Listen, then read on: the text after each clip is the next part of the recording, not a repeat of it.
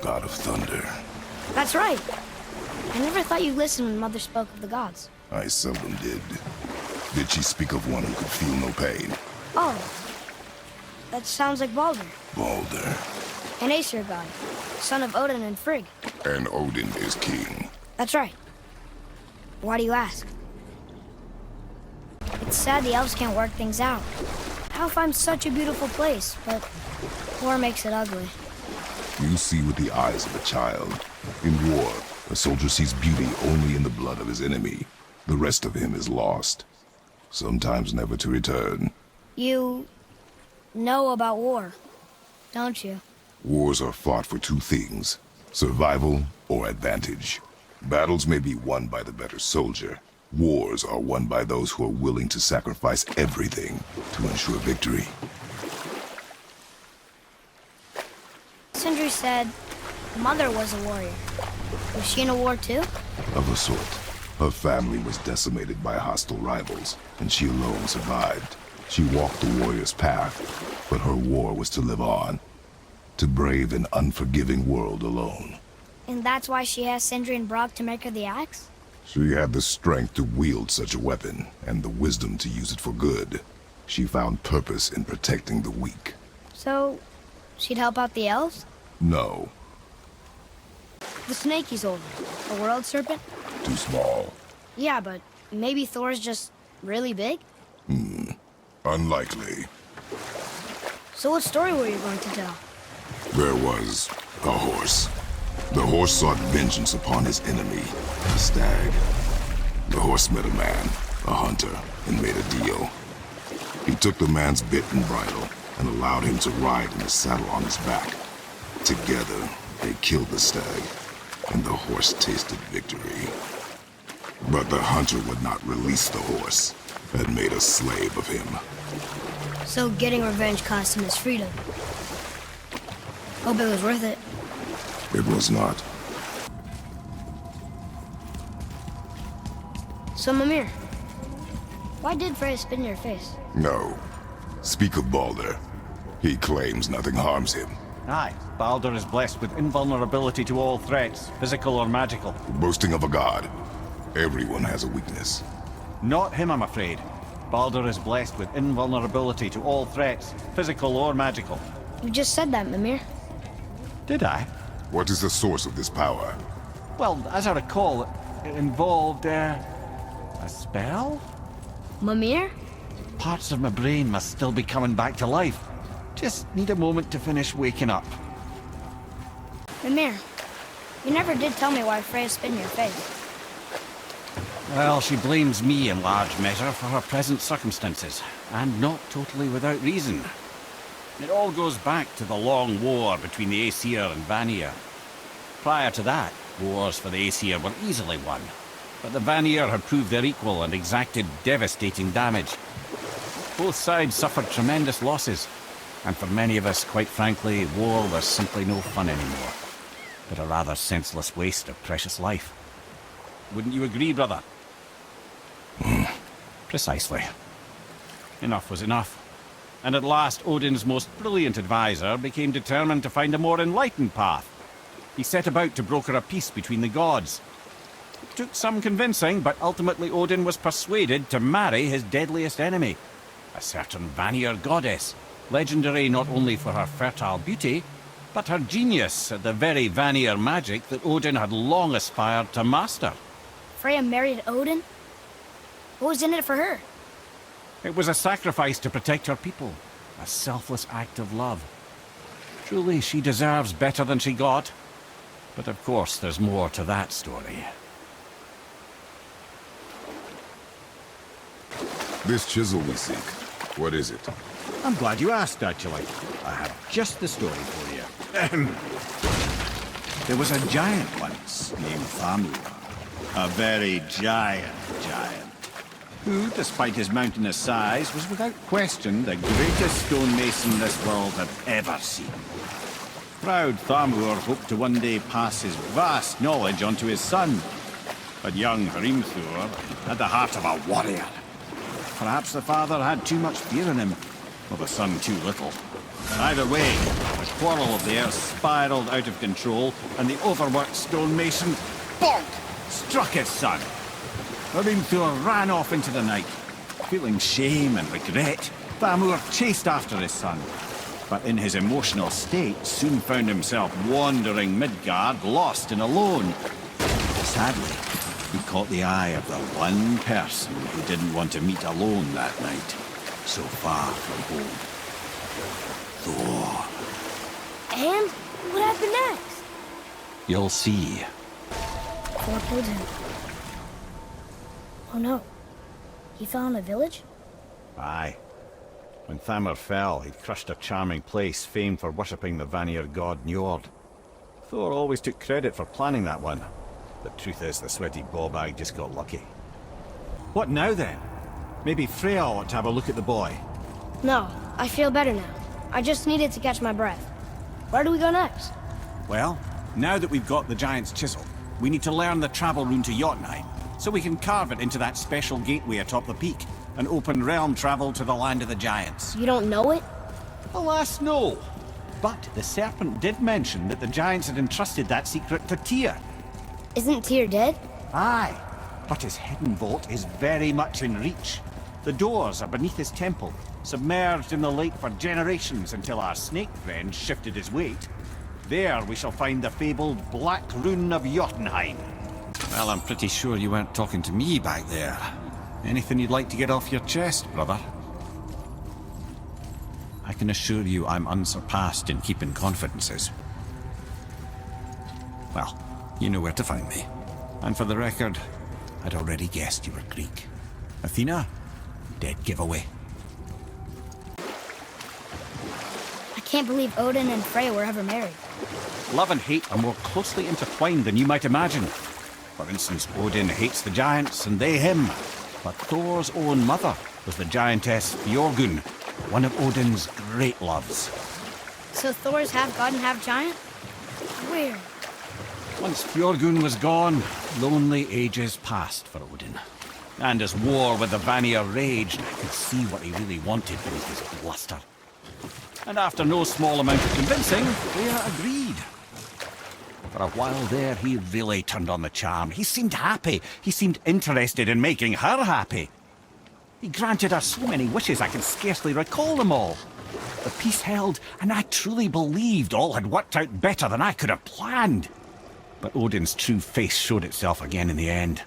Oh, he won Freya's trust, and she taught him some of her Vanir magic, another choice she would live to bitterly regret. Sadly, despite his wise counsellors' best efforts to persuade him that peace was the only true path to stave off Ragnarok, Odin never let go of his obsession with Jotunheim. The taste of Vanir magic led him to new forms of experimentation and new levels of depravity. Yeah. Obviously the marriage to Odin didn't last.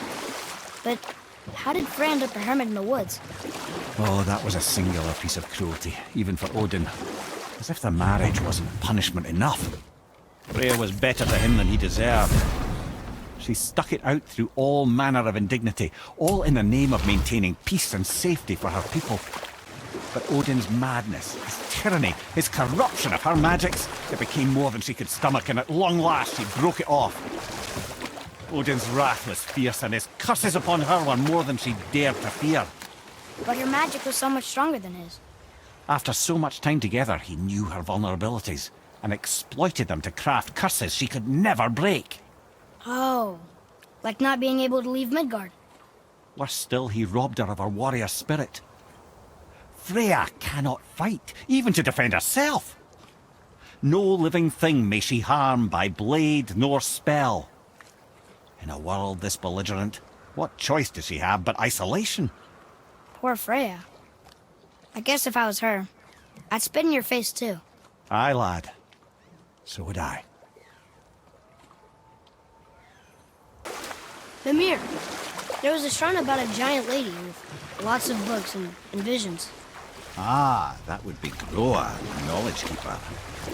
She was a gifted sorceress who gathered every tome of arcane wisdom she could find in the realms, all in the hopes of augmenting her powers of prophecy, that she might find her lost husband, Arvandil. But It was not her husband she would glimpse in her visions, for it was Groa, seeing longer and farther than any before or since, who witnessed Ragnarok, the end and the beginning. When Odin caught word of her ultimate prophecy, he maneuvered to obtain her knowledge and hoard it for himself. Groa knew Odin as a long-time patron of her services, and so she welcomed him into her library as a friend. What she did not know is that Odin himself was behind her husband's disappearance, having used his enchantments to conceal his death at Thor's hands from her sight. Smiling, jealous Odin took her by the throat, and with his very hands he stole her library and her life for his own. I always knew Odin was bad. Ruthless, barbaric, heartless? That's Odin. In fact, we would do well to sit here in silence for the next few moments and reflect on Odin's capacity for cruelty. I have a question. If Ymir was the first giant, where did he come from? In the beginning, there was Ginnungagap, the Great Void. There were no realms yet, only primordial forces. There was fire, and there was ice, and there in the void they met and produced Water? more than water. The mystic lifeblood of something entirely new. From this water, Ymir took form and became a being of pure creation and chaos, mother and father to all that came after. Even the Aesir? Aye. Every god, man and beast came first from Ymir's flesh. Though it was the Aesir who thought themselves so superior that they should hold dominion over the rest of creation. It was Odin who took arms against his creator and spilled Ymir's lifeblood with his spear. A necessary evil, he would say, to bring order to the realms. From Ymir's torn flesh, Odin would fashion the realm of Midgard for his own. Called himself All-Father as if he was the creator and not the creator's destroyer. A slob.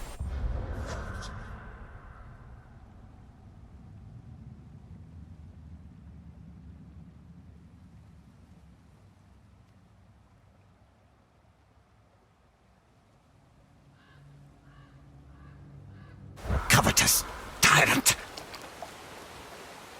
Ymir? Huh? Oh. Sorry, my boy. I think it best we just end it there, actually. Ed, you are full of stories. When will you tell one that entertains? I beg your pardon? He just insulted you. Yeah, I got that. So you want a corker, do you? Very well, my brothers. I'll tell you the story of Hrungnir, the brawler. The real story. There was a huge battle, right? His shrine had him in the middle, fighting off Aesir. A pretty story, but no. Hrungnir, you see, was born with neither head nor heart, so the giants had to complete him with stone. He was strong, to be sure, but also a perfect simpleton. Odin met him wandering in Midgard one day, found him so amusing, so harmless, so gullible, that he invites him back to his palace in Asgard. There he gives Hrungnir his fill of mead, and goads him into all manner of boasts and antics, all for the amusement of the court. I was there. I saw the Aesir laugh as Hrungnir leapt upon his shield and swore he'd kill us all and take our womenfolk back to Jotunheim. Then Thor shows up. And does he laugh? Oh no. Thor takes one look at the drunken stone buffoon and brings down Mjolnir on his head so hard that he's got chunks of Hrungnir in his own skull to this day. Thor is so startled by the face full of rock, he doesn't notice Hrungnir's body topple right onto him with a sickening crunch. And again, the roars of laughter echo through the palace halls. That's an awful story, Mimir. Nothing like the ones Mother told me. Let that be a lesson, my son. Truth is seldom so pretty as myth and legend. Hey, if I'm a god, maybe I can fly. No, no! Gods too must stay on the path, I promise you. So what do you think, Mimir? What does Baldur want with us? Well, let's look at what we know. Baldur is Odin's finest tracker bar none. if he wants you, you have to consider the possibility that Odin wants you. And as for what Odin wants, on this I have some expertise. What could we have that Odin doesn't? He's like the king of gods. Of the Aesir, aye. But his reach is not unlimited, and where he cannot reach, he is preoccupied with going. He's certainly tortured me enough about it over the years.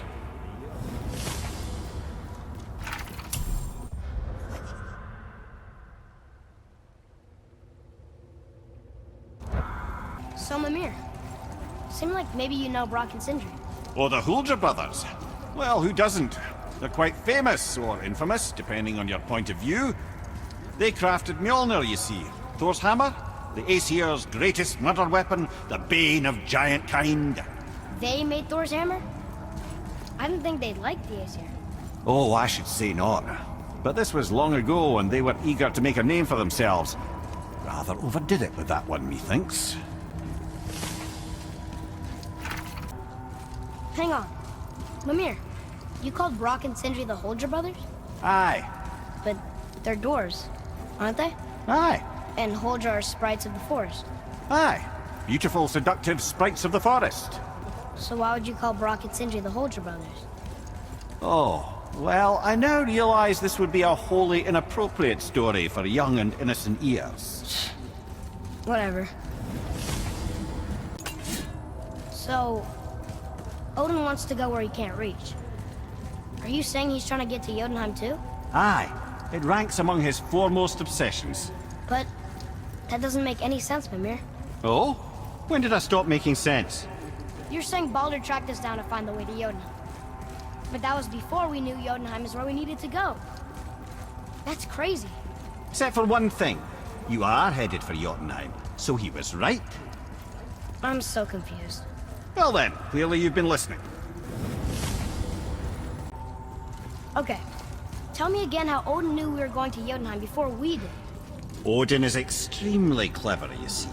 Nearly as clever as he thinks he is. And he's a collector of prophecies. If it's about the future, he adds it to his collection. Helps him style himself as all-seeing and all-knowing. But of course, the idea is control. Control of the future, control of his fate. He'd control every realm of every land in every world if he could. Every potential pocket of resistance, he seeks to eliminate. Even if you've never posed a threat before, he may think one day you might. So you see, it's not important how he knew before you did. It's important that he was right.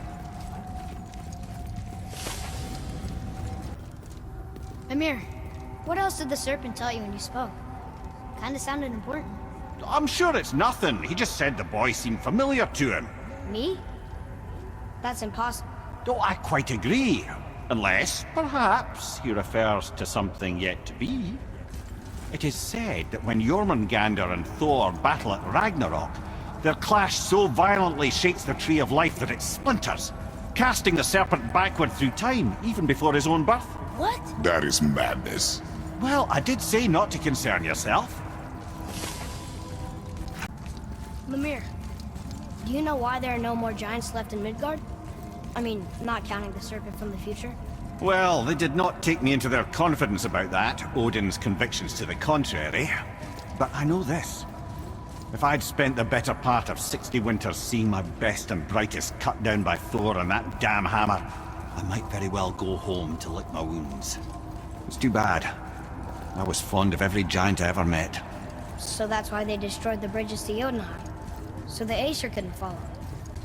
And is that why there's no tower on the lake? I doubt it's a coincidence. So you think when we get to Jotunheim, we might find giants there? Anything's possible. So why do they call Odin the Lord of the Hang? That refers to a modest example of Odin's thirst for knowledge. The time he spent 9 days a dead man. Hung himself by the neck from Yggdrasil's branches, put his spear through his own side, and bled down into the Well of Destiny. He roamed the realms of the dead and plundered the world tree of its secrets, until I think quite rightly it got fed up with him and sent him back to the land of the living. Did I not mention he was barking mad? Odin wants to prevent Ragnarok. But the serpent's already been there and seen it. So hasn't he already failed? Fate's a tricky thing, lad. And Odin's just arrogant enough to think he can get the best of it. Fate is another lie told by the gods. Nothing is written that cannot be unwritten. On that, brother, you and the All-Father may just agree. Even if he can't prevent Ragnarok, he still hopes to learn enough details to influence the outcome. Remind me later to tell you about the wolves.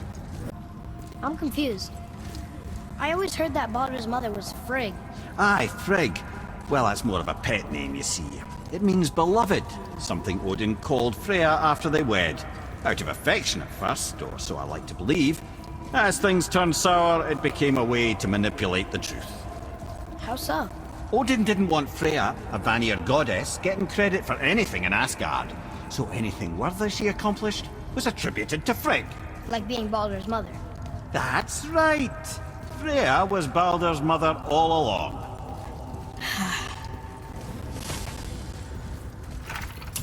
Why did you say Tyr felt responsible for what Odin did to the giants? There was an incident shortly after the forging of Mjolnir, when Tyr arranged a diplomatic meeting between Odin and the giant kings. Well, this was when the Long War was young, when victory was still a thing dreamed of and the Jotnar might have tipped the balance between Aesir and Vanir. Odin had persuaded Tyr that the hammer was merely a deterrent, a means to broker peace from a position of strength. Tyr was hopeful to convince all parties they would prosper best through peace. He knew the giants were deeply concerned about the hammer, a super weapon in hands they did not trust. But they trusted Tyr. Tyr always believed the best in people, and taking Odin at his word in his desire for peace, he brought the Raven King to Jotunheim. From there, things unraveled quickly. The giants anticipated Odin's trickery and exposed his true agenda to spy and steal their secret wisdom. With magics, they expelled Odin from their realm and cursed him never to return. Frustrated, Odin visited his fury upon the giants of Midgard. Thor unleashed Mjolnir's might upon any giant he could find. None could stand against the tide of slaughter that followed. And at last, it seems, with Tyr's aid, they retreated. The tower disappeared, no giants could be found in Midgard, and no man nor god has set foot in Jotunheim since. Mimir, why do you have Bifrost crystals in your eyes? A loving gift from the giants. Since I used to do so much traveling between realms, they thought it would be more convenient for me than having a crystal I could lose. Did it hurt? No, because I wisely fortified myself with 16 cups of Billow Maiden's ale. Got so inebriated, I tried convincing the giants to put them in my nipples instead. Almost talked them into it too. Can you imagine? Mimir of the Bifrost teats. Those were the days. Ew. Okay, I'll stop now. Mimir, you never told us what Magni and Modi had to do with Hrungnir. Oh yes. Well, what happened after Hrungnir fell slain upon Thor was that nobody in the court could get the stone body off of him. Thor was no use at this point. His brain rattled, his breath shallow, but none of Odin's men were nearly strong enough to help. Then enter little Magni and Modi, no taller than shrubs. And while nobody but myself was looking, they flipped over Hrungnir's corpse and freed their father. Magni, being blonder, got all the credit, and Modi remained bitter about it from that day to the end, which I don't need to tell you about.